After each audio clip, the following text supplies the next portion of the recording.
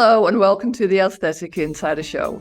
I'm Angela O'Mara and I'm here today with Dr. Nima Shemirani. Dr. Shemirani is a rhinoplasty expert who practices in Beverly Hills, California. His road to success has been a really interesting journey.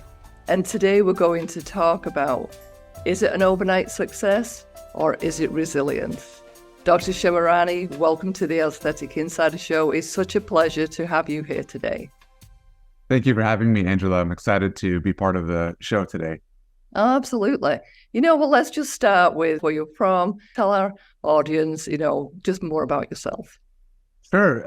My name is Nima Shemirani. I grew up in San Diego, California, where I ended up going to college. And then when the time came to go to medical school, I went to the Medical College of Wisconsin. I was a little worried about leaving my home, but I went to Milwaukee and it was a great experience. I went to medical school there. I did my residency training in ENT, basically head and neck surgery, otolaryngology. And from there, I went to New Jersey, where I spent an additional year doing facial plastic surgery at the Glass Gold Group. From there, it was about 2010, and I knew I always wanted to come back to Southern California to be closer to my family, but San Diego just wasn't as competitive as an environment as I wanted to be in. And I already had some family also in Los Angeles, so I decided to come to Beverly Hills to open up my practice. That's interesting because you use the word competitive. And I was listening to a podcast last night, and one of the questions that the interview was asking was this particular person ambitious? And she said, I was never ambitious. However, you would think if you knew the life of this person that, wow, she was a really ambitious woman. Do you think competition and ambition are the same thing? Or, how do you view competition? Yeah, I think they are birds of a feather. They're kind of along the same lines. So many people are so worried about competition, but I think competition just makes you a better surgeon. If you are naturally a competitive person that forces you to do better, to perform better, then I think being in a highly competitive place will make you a better, surgeon or whatever field you're going into. So I'm a big believer that competition can actually be beneficial for you because it kind of lights a fire under your butt. You look around and you're just like, wow, if this person is producing these amazing results, I need to produce those amazing results. And I think in the end, it just makes you a better surgeon. If you're surrounded by mediocrity, you will be a mediocre surgeon. Mm-hmm. A lot of people think that, well, I'll just be better than the best mediocre surgeon. And that's just not good enough. I think you should be around people who just really crush it so that you can come in and have something to strive for and eventually beat. Yeah, I think that I absolutely agree with that. Well, Nima, you and I met many, many years ago, and that was kind of when you were first, embarking on this journey that you've had in Beverly Hills, which is a highly competitive environment, especially in plastic surgery, but medicine in general. So kind of, I'd love for you to, share some of the trials and tribulations along the way, as from when you said, okay, it's not San Diego, it's Beverly Hills. Then what did you do? Yeah, I as a quick kind of message to start things off, for people who are listening, you don't fail until you quit. So, if you don't quit, then you won't fail. And there will be setbacks, but that's part of the journey. And it's how you react to those setbacks, which will make you eventually successful. Mm-hmm. So, if you're going to be starting out a practice, I think my recommendation, that's what I did, was I just sublet an office space for a year because I was new to the area. I didn't really know anybody, and I don't want to sign a long 5 or 10 year contract in case something didn't go right. So the first person I met was this plastic surgeon that was quite a bit older than me. He was kind of on the other end of his career. And just like in LA, I was promised, I'll introduce you to everybody. I'll teach you how I do my surgery so that you can be better. And I showed up, and it wasn't that much of a commitment, but his practice was dead. I didn't see any patients coming in at all. I don't know how he made money, to be frank. And he, introduced me to people or anything like that. But I put myself out there. The one piece of advice they gave me was go to Chamber of Commerce events and meet like other business people. And another thing of life is you just need to show up because you don't know where it's going to take you. Nothing good ever happens at home. It always happens when you're out. And the the next journey took me to basically I met this accountant who knew this famous dermatologist named Simon Orion, and I got hooked up with him, and I switched offices and I sublet out of his office. And from there, my opportunities continued to grow. And don't be discouraged. Like, I think when people first moved to Beverly Hills, they expect a Rodeo Drive style practice without any money. I mean, I found like an eyelash extension spa in West Hollywood, not even a nice part of West Hollywood. It was like East West Hollywood. And I can't believe people let me inject fillers and Botox in that, in that area. I was quoting prices myself. I was taking my own photos. The lighting was off. I mean, you really do struggle at the beginning. But to be frank, like, it's crazy. A couple of those patients still follow me to this day, and it's been, almost 13 years. Yeah, that's interesting. Now, I know that you have mentioned that kind of when you first got going, your money that you had really had come from what you had saved during your getting your medical degree. And Yes. you said you had about $10,000 saved. Yeah.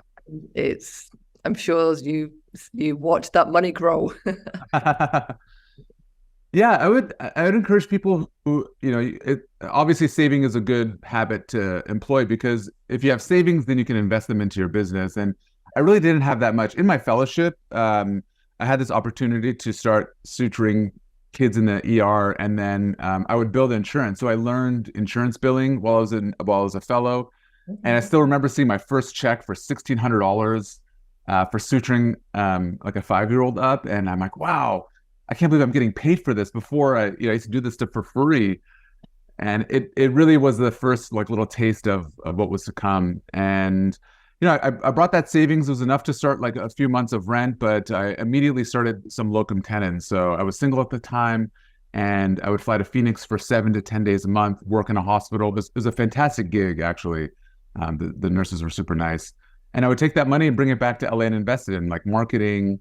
And even while I was there, I was working. I was working on my website. I was working on my copy. I was doing all kinds of stuff there. So that's essentially how I started my practice, bootstrapping it myself. I didn't take out a loan, but I would make like, I don't know, $10,000 to $15,000 a month, and then bring it back to LA.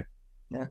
And when you say like reinvesting back into your business, you're reinvesting back into yourself and back into your future. And I think many doctors and nurses and just business owners in general is they don't really think about kind of that they're all entrepreneurs.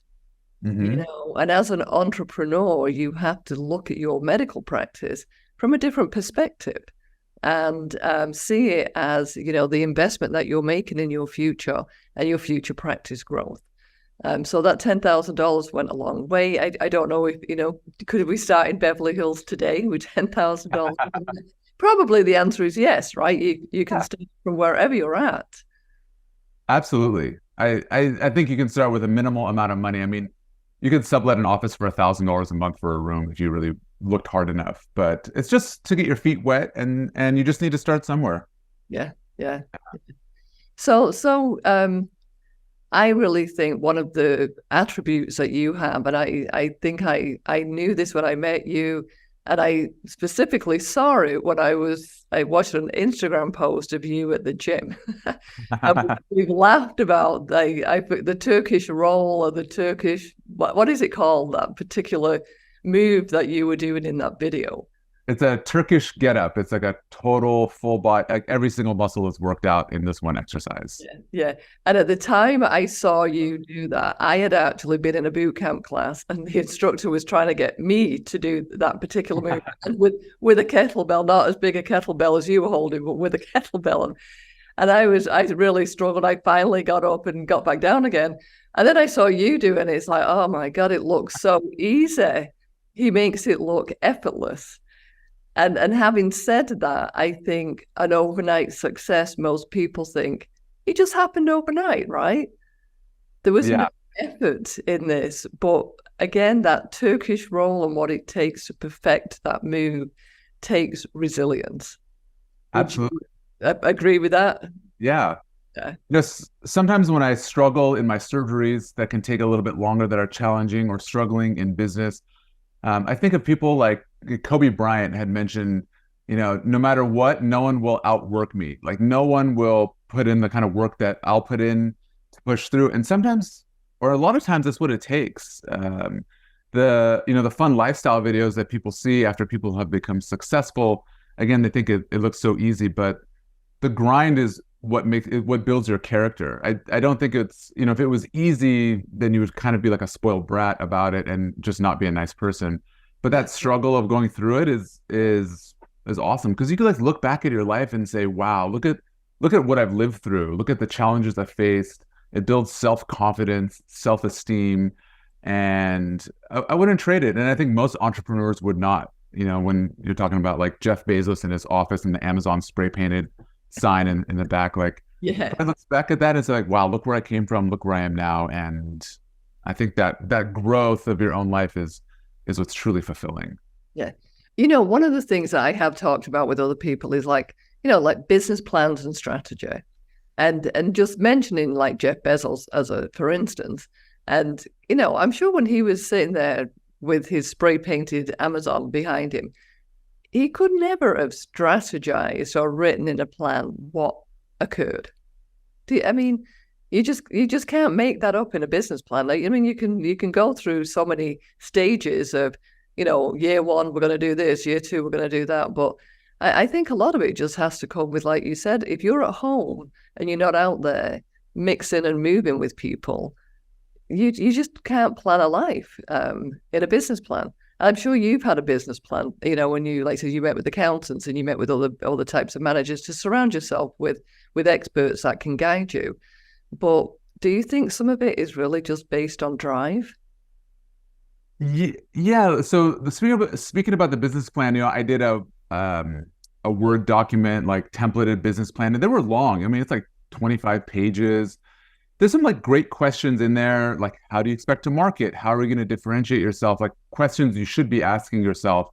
But I always found the projections to be really funny. It's like, you're making literally $0 or -$. What are you going to make in 1 year, in 5 years? Like those numbers were so made up and arbitrary that I think they're kind of useless. So the value in the business plan comes in the questions you need to ask yourself and to approach. How are you going to allocate your resources? And how much you're going to dedicate to marketing, savings, your own life, you got to live as well. So that's where I think the business plan comes in handy. But you're right, you cannot plan everything. And just like how I chose facial plastic surgery, I didn't just one day wake up in college and think I wanted to be a rhinoplasty surgeon. I just went through the motions of like, I'm going to go to medical school. These are the kind of patients I want to treat. I want to be a surgeon. I don't want to have a surgeon's hours. I want to have my own business. I don't want to rely on insurance companies. And, that kind of back and forth, you're honing down what you want to do. So I never had a full-on plan a long time ago, but you just start the process and the plan will present itself as time goes on. Yeah. Well, and that's great that you say that, because I think for many people, especially younger people, whether they're doctors or students or whatever they may be, is you think there's kind of a defined path. That you want to be a doctor, this is the defined path. You want to be an attorney, this is a defined path. These careers that have been traditional careers. And now, of course, we have so many careers that we could have not even imagined 10 years ago, let alone 20 years ago. But what you're saying, though, is for you knew there was a path in medicine that you wanted, but you really went through what you like and what you don't like, what you want and what you don't want, and narrowed it down to really personal preferences. And seems like you've made it down that path. It worked for you.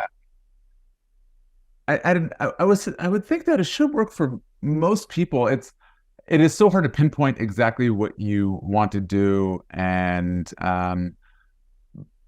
think if you're able to follow your own signs and your own, I feel good doing this, I don't feel good doing that. Do you like to work with people? Do you not like to work with people? Those are big things as well. And then learning things that they don't teach you in school. I'm a big believer in personal development, reading books like how to interact with people, how to treat people, how to think for yourself, and applying those principles. Because if you don't have that, then it's going to be really difficult to learn that stuff on your own. There's no point to. We have the history of the world is accessible, on your computer or in a library, and on Amazon in form of books that you don't need to relearn how to make the wheel. You can learn how to interact with people pretty easily. And from there, you decide what you want to do, basically. Yeah, and I do think there is that, everything that you need is available at your fingertips if you believe in it and if you look hard enough. And maybe sometimes you don't even need to look that hard. It's right there in front of you. So having said like your personal development, which can go to many levels of and ideas, but talking about books, is there a particular book that really stands out to you? Because I can remember certain books that it's changed over the years with what book kind of resonated with me at that moment. But today, is there any particular book that really resonates with you that would be a good read? Absolutely. There are two books I recommend. One is How to Deal with People, and the second is How to Deal with Yourself, that kind of serve as the foundation for most, how to deal with people for most sales books, management books, leadership books. It's all applicable. Relationship books is How to Win Friends and Influence People. I read that book for the first time when I was 30, and it changed my life. I'm like, wow. Like, it's not about how to manipulate people, but it's just how to be a little bit more thoughtful with people, like remembering their names, smiling when you talk to them.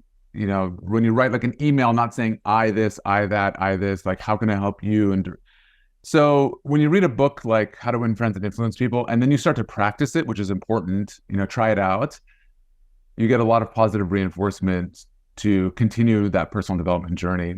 And Think and Grow Rich is very similar, but it's more on managing yourself in your own mind, about how to avoid negative self-talk, how to associate with other successful people, how to handle your own fears and doubts. And both of those books are very old. I think How to Win Friends and Influence People is almost 100 years old. Think and Grow Rich, I think, was written in the 40s. But wow, they are powerful. Two powerful books I think will change your life. Yeah. It's interesting because they're both books that I definitely would highly recommend too. And I actually only read that Think and Grow Rich in recent years, and it's fascinating to think that all of these examples of the world's most successful people and kind of how they got where they did. And there's a running theme throughout these books as to what it takes. And again, it's right there under your nose. You just have to sometimes be reminded of it. Yeah. What did you think of those two books? I love them. And I agree with you. And I think, many of us do, forget. And whether it's because as you begin to grow in your business or your practice, you just get busy. And as you get busy, you're dealing with a lot of things.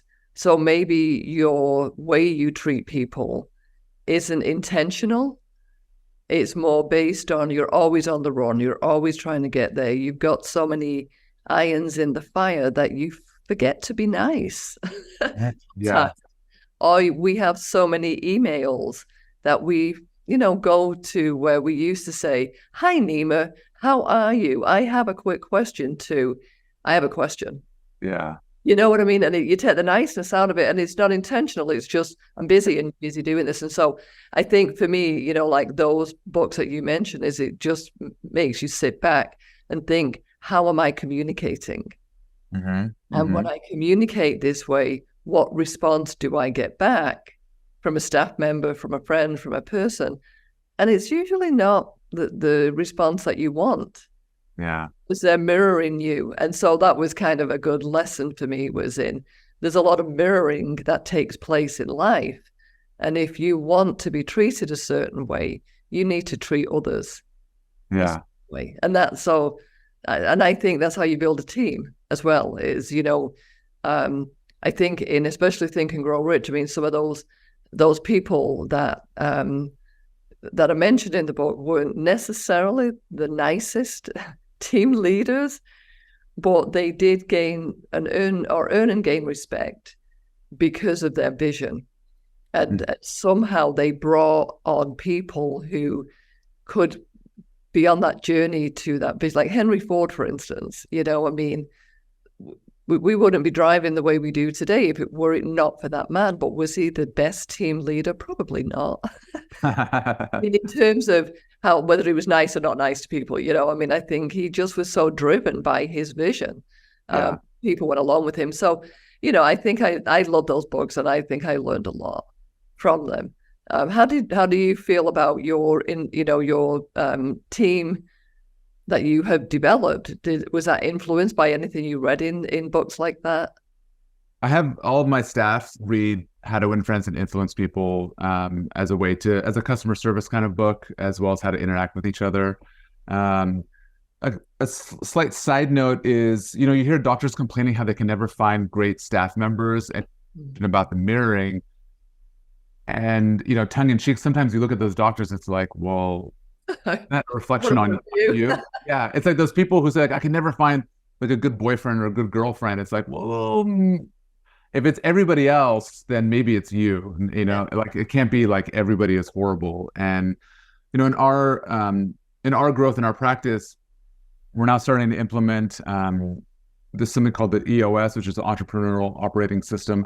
Essentially, it's a way of having more meetings and then setting goals and then holding each other responsible. But the more frequent meetings can sometimes seem annoying, but actually it's been a really effective communication tool where we stay abreast on like what everybody else is doing, so that, we avoid conflicts down the road, and gets hashed out, even if it's uncomfortable. So I think that communication and keeping it open, and you have to have humility. I mean, I think, having ideal team members, they said, are supposed to be hungry, humble, and smart.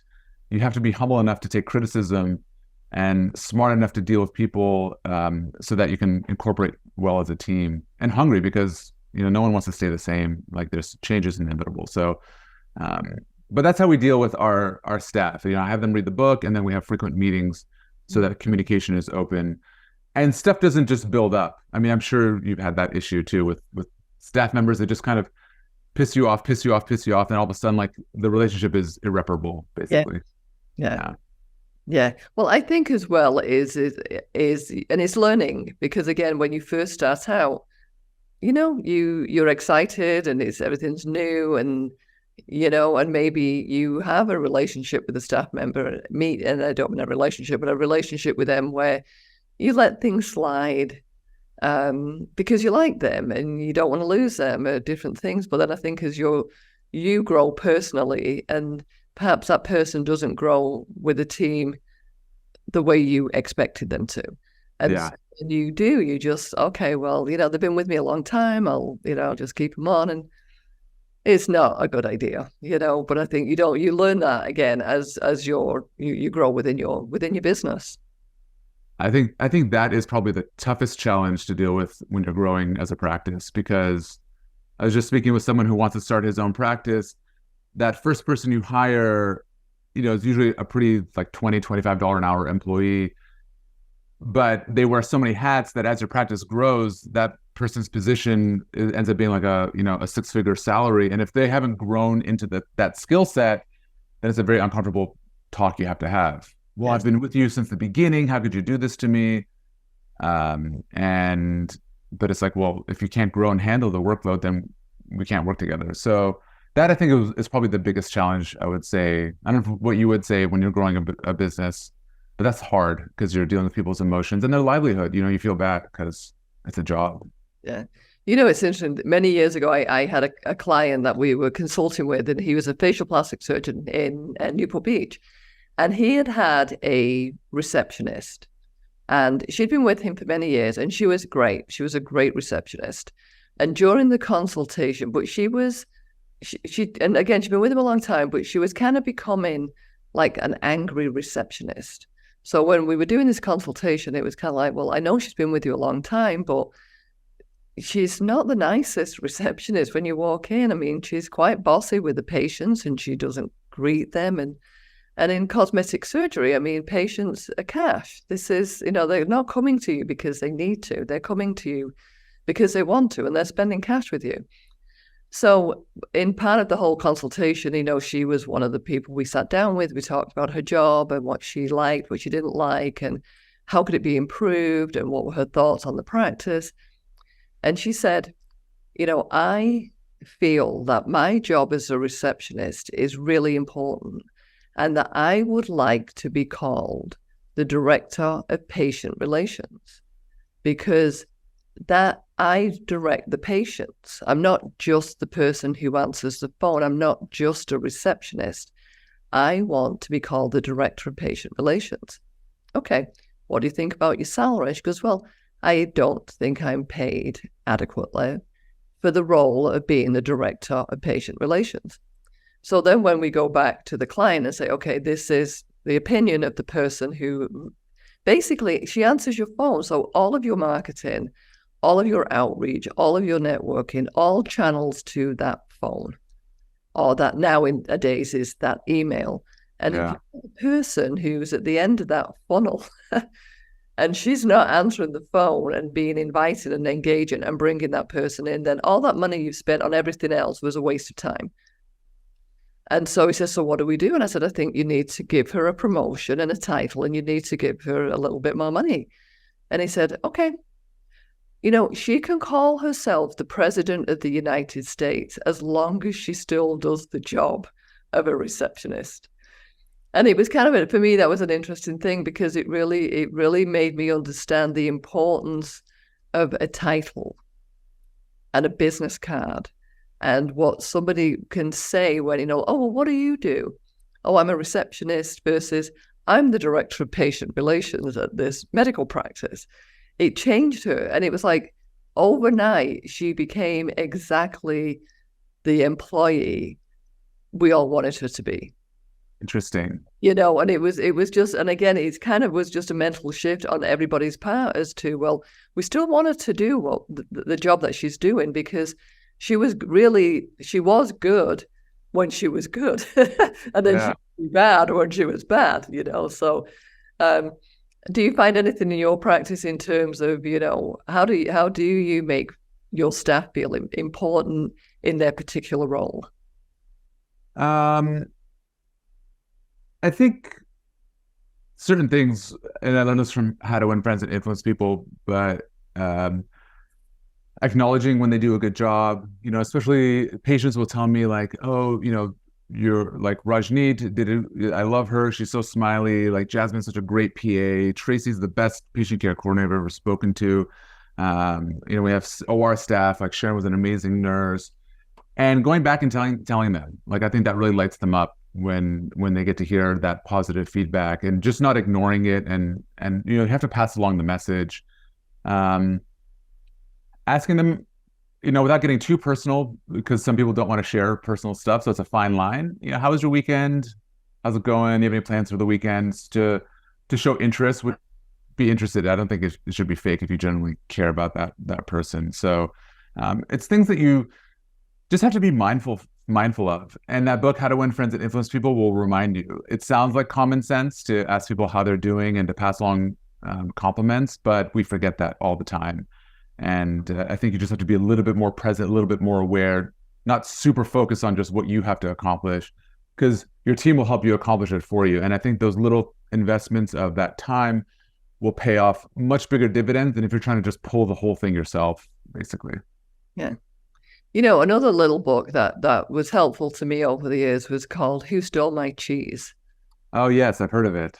And that was really, it's a tale of two mice. And basically one mouse, they wake up one day, the cheese is gone. It's gone. And they've been these fat mice living on this piece of cheese, and the cheese is gone.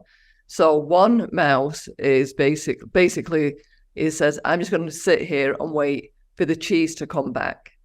Whereas the other mouse says, I don't think the cheese is coming back. I need to go and find new cheese. Interesting. And it's a cute little book. And I actually had at the time on my staff read that book, because it really is about kind of the expectation and knowing that there's an abundance in the world. But if you stay home, again, like you just said, or you just sit tight, it's not going to come to you. I mean, you have to swim out to the boat sometimes, and I think what stops people many times is the fear of what's going to happen when they move forward. And you mentioned failure, and I think many people, fear and failure go together. They're afraid to fail, whereas how bad can it be? As a child, it's like we fell down how many times? and our parents would just pick yourself back up again, and you did, and you got over it, and you continued running until you fell down again. So how do you deal with fear or embrace fear? Or how have you had fearful moments, and what have you done to overcome those? Sure. First of all, it's never as bad as you think it is. So fear can come from having difficult conversation with somebody. I think I use this example of people who are in bad relationships, like boyfriend, girlfriend. Marriages are a little bit more complicated, so I don't want to talk about them. But you do have friends who have boyfriends and girlfriends, and they can't even break up with them. And I would almost look at breakups as a little bit of a test to handle difficult conversations when you're out in the business world. That how can you not do something that you need to do? You need to break up with this person. They're bad for you. Because if you can't do what you need to do, then you can't do what you want to do eventually. Yeah. Which is being, successful. So like those, and it's just a different frame of mind. In surgery, where if I'm doing a rhinoplasty and I'm just getting frustrated to straighten a nose, and what I'm doing is not working, it's not working, it's not working.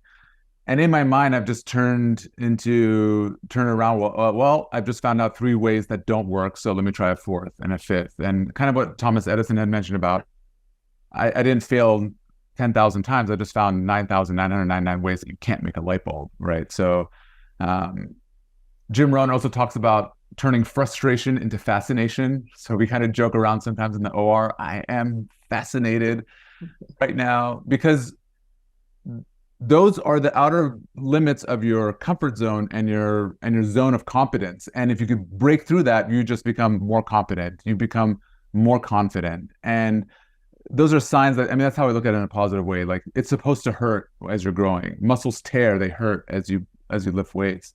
And the same goes with your mind. Like, it will get stretched a little bit. And again, you want to avoid burnout. Like, I can tell when I need to take a vacation for a little bit, and people should take vacations. So that's how I think about it. I just have a different spin on the way that I look at challenges. Yeah. I think as well, as your business grows, many things come your way that you have to deal with that you never really thought about. And especially, as a surgeon, you're a creator. You're a creator of a procedure or a creator of an experience. But it does come with paperwork and administrative tasks that, maybe other people, that is their skill set, that is their area where they really excel. But I do have one of our clients, and his attitude is, he looks at it as, I get to do this today. Like, he tries to be really positive about, I get to do this today. So sometimes we'll joke here again. It's like, we get to do accounting today. It's like, it's not my favorite thing to do, but I get to do it today. So here we are. Let's enjoy this moment as much as we can, and try and put a positive spin, knowing that if we do it now, then we'll be done with it. And tomorrow we can go back to creating. Absolutely. Yeah, absolutely. And I think Tony Robbins also says the best. He says, you can always find what's wrong, but you can also always find what's right. Yes. And it's not being delusional or, like that positive, like new agey thinking. It really is just looking at it from a better perspective, because it's the same situation, just from 2 different lenses that you're looking at it. Yeah. That's great. Yeah. So let me ask you now just about, like, you mentioned vacations and time out, and burnout. So have you experienced burnout? Have you had staff experience burnout? Have you had colleagues experience burnout? And what have you learned from it?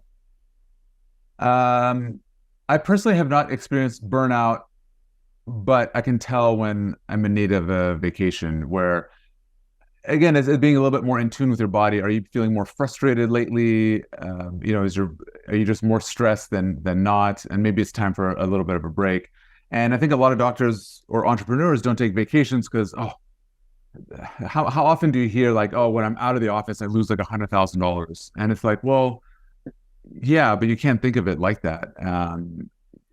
You need that time. You could make $200,000. That's how you have to look at it. Say that one more time. I'm sorry. Well, because when you come back from a vacation and being rested, you can make $200,000. Yes, You can have double the capacity that you had before you left.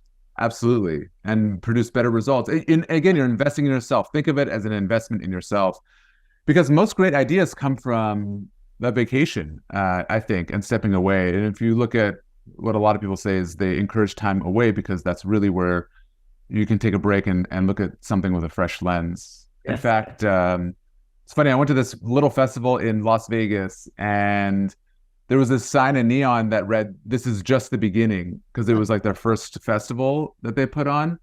And I took a picture next to it. And that has since resonated with me through my entire career, where it's become kind of like our internal motto. Like, this is just the beginning. This is just, when someone comes in for a rhinoplasty and they get their surgery, it's just the beginning of a new life. Yes. Every time we see a new consultation, it's just the beginning to make a good impression on someone. Even when patients come in for follow-up, it's always the beginning of continuing a better relationship or improving it. And in your skill set, it's always just the beginning. You can always get better. So, just that one place of showing up, going somewhere else, taking a break, can really change the trajectory or shed light on where you should be going. Yes, yeah. It's interesting you mentioned festivals, because I know a festival that we've had in common, and it's not something I do every year, but is Burning Man. Yes. And Burning Man is something that, I've been to several times. I think you have too. And I was actually surprised when I first realized that plastic surgeons go to Burning Man, and realized once, my first Burning Man was with a friend who is a plastic surgeon, and he got married at Burning Man. And that was a life changer for me in many ways. And I've since been back. And I think for you, I don't know what your experience with Burning Man is, but I know you've been several times. But then when I realized, Nima goes to Burning Man, somebody else goes to Burning Man, all these different people who go to Burning Man. So what is it about festivals and some aesthetic surgeons that becomes, is it the creativity? Is like, what do you think it is about Burning Man that is so special to people like us? There's a big art component. You really get to see really cool art pieces during the day and at night, because like the day and the night are two different like worlds over there. I think the openness of everybody to be who you are without any kind of judgment, which I found very, very special. I think that's one of the things that we struggle with. And I see it here, where someone comes in with like an ugly nose that they don't like, and they can't be themselves. And once they have a cuter nose, they can feel more authentic. And I think Burning Man allows people to be more authentic without feeling judged.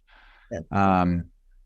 Just the vibe of the place, where people just genuinely care about each other without knowing each other, which I think is great. It's almost like it's a reinvigoration of humanity, because you read so many bad things on the news, and you go to a place like this and people check in on you. Are you okay? Like, oh, nice to meet you. Hugs. I tell people you'll hug more people in a week than like 5 years of your life. And that human energy, I think, is just really recharging. And if you love music, whatever you love, you will find there, which is kind of like the magic of it. So I think it's a very, very special place that changed my life as well for the better. One of the things I think too is because, it appears to be, this big passer, which it can be anything you want it to be, but it can also be a very harsh environment. And I think, one of the things I see in you is the resilience. Yeah. And resilience was something I personally learned at Burning Man, and resourcefulness. Yeah. As well as acceptance and many things. But I know it's like, you're in a very harsh climate, a very harsh environment. I've watched people's tents blow away, literally blow away. I've been caught in dust storms. I've had amazing experiences in the middle of a dust storm where we're hiding inside a piece of art with goggles and masks on, because we're in a dusty wind tunnel for a good 10 minutes or longer, which seems like a lifetime when you're inside one of those. And I've met the most amazing people. As well as it really has made me very conscious of the planet, in terms of, like, I'm really aware of when we just waste water. I'm really aware of when we have the gas on too long, or just resources. Because at Burning Man, you don't have any of those things. You have to provide everything for yourself. And so that to me was even from a business perspective, it's really made me think of making sure we always have backup.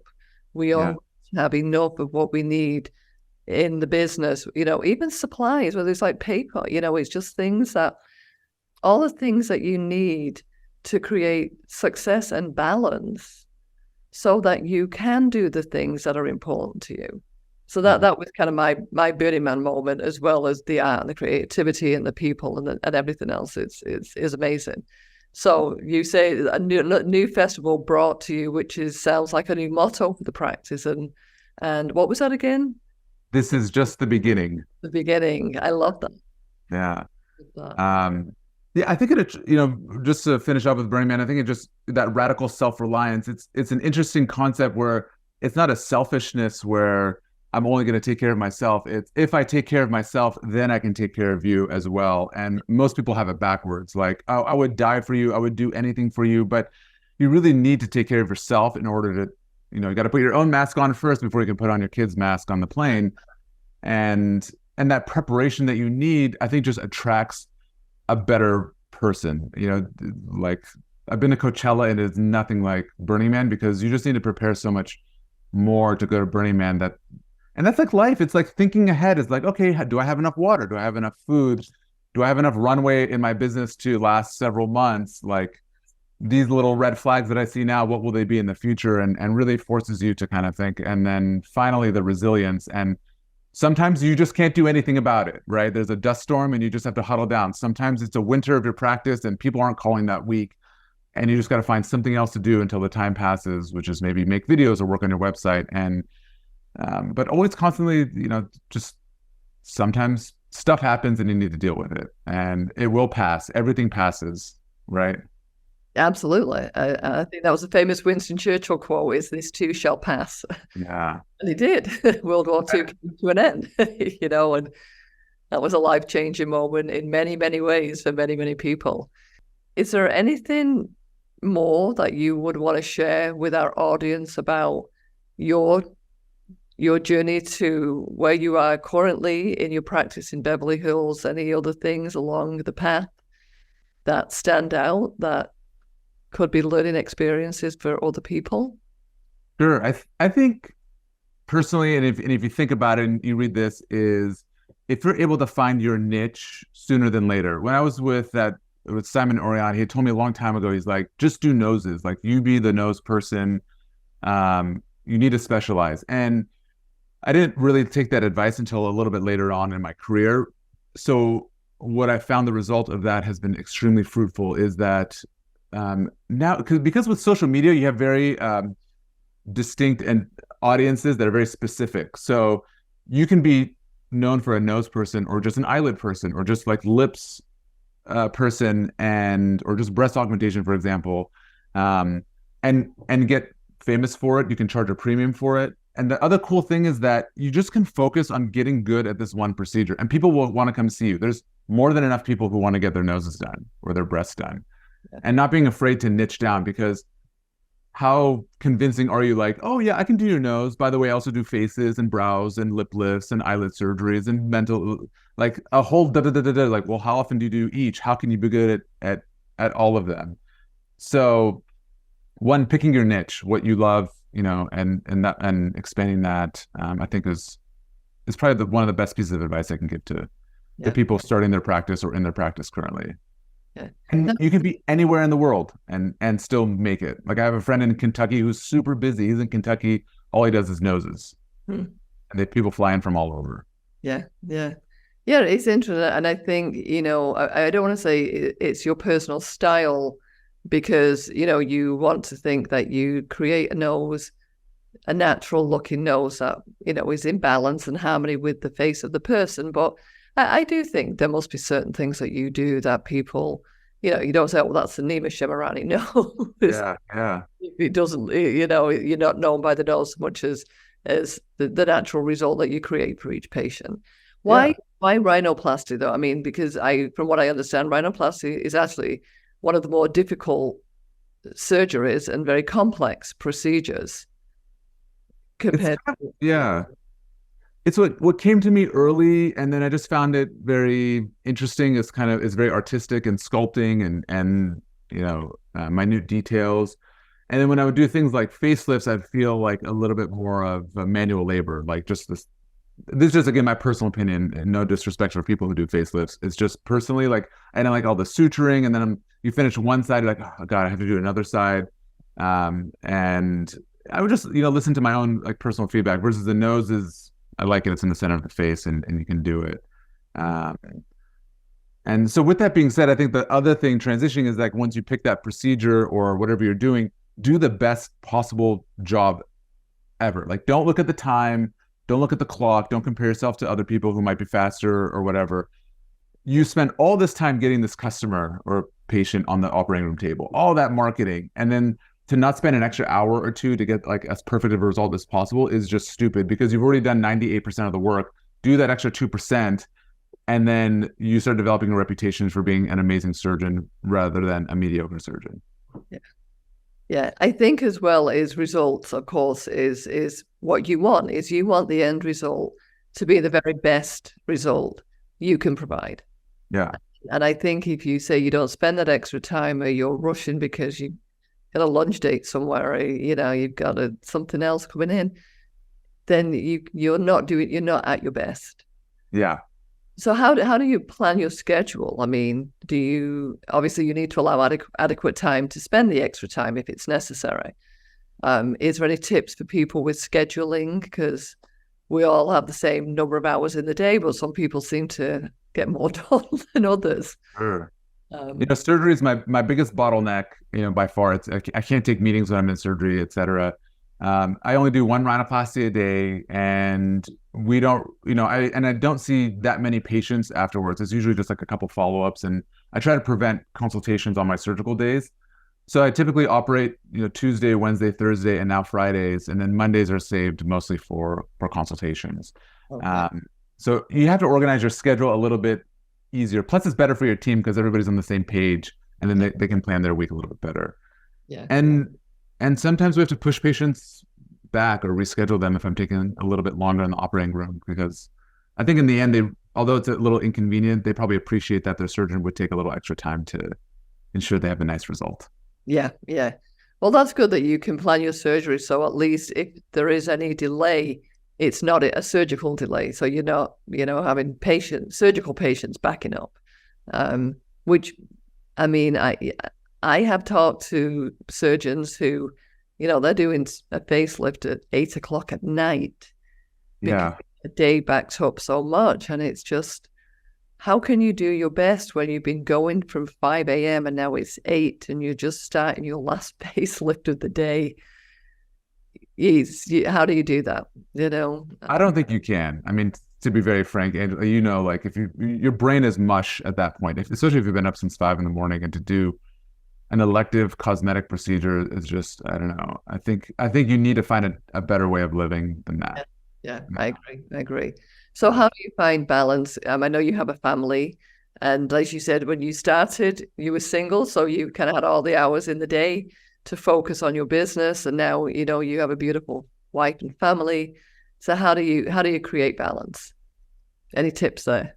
Sure. The more and more I talk to successful people, the more planning they have. So a weekly plan. There's something called Nonnegotiables, which is probably your date night, one or two at least, your workouts, and whatever else is non-negotiable, whether it's like meditation, things like that. So, yeah, those, I think having a personal trainer and a set schedule makes it easier, right? Like if for us, every date night, every Thursday is our date night, and we try to make it work every Thursday because of babysitting and whatnot.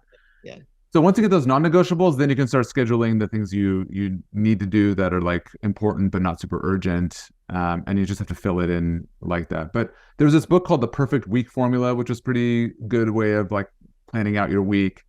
And as you also know, I mean, you get to a certain point, you need to start planning your vacations a year in advance and getting in the habit of like every October, let's start planning for the next year or whatever it is. Because if you don't plan for your vacations, then you're always scrambling, like, where should we go next? Oh my God, it's gonna be hard to get tickets and that kind of You thing. don't go. You say, I'll forget Or you it. don't go. Yeah. Yeah. No time this year. Yeah, exactly. Yeah. Yeah. Well, Neiman, this has been completely fascinating. I love it. And I really admire you. And I always admired you from when I first met you, and knowing and seeing like where you are today and what you created with your life is admirable. Thank you so much. Yeah. Thank you so much for being on the Aesthetic Insider Show. It's been a pleasure. My pleasure. Thank you for having me. And I still remember the first day we met. Angela was at, I think it was Environ Skincare, little presentation. So I still remember it's probably been about 11 or 12 years, I think. So happy to see your growth as well. And thank you very much for having me on as a guest. Oh, absolutely, Nima. Well, thank you so much for being a guest on the show today. And for those of you still with us, remember to watch next Wednesday as I bring another exciting guest to the Aesthetic Insider Show.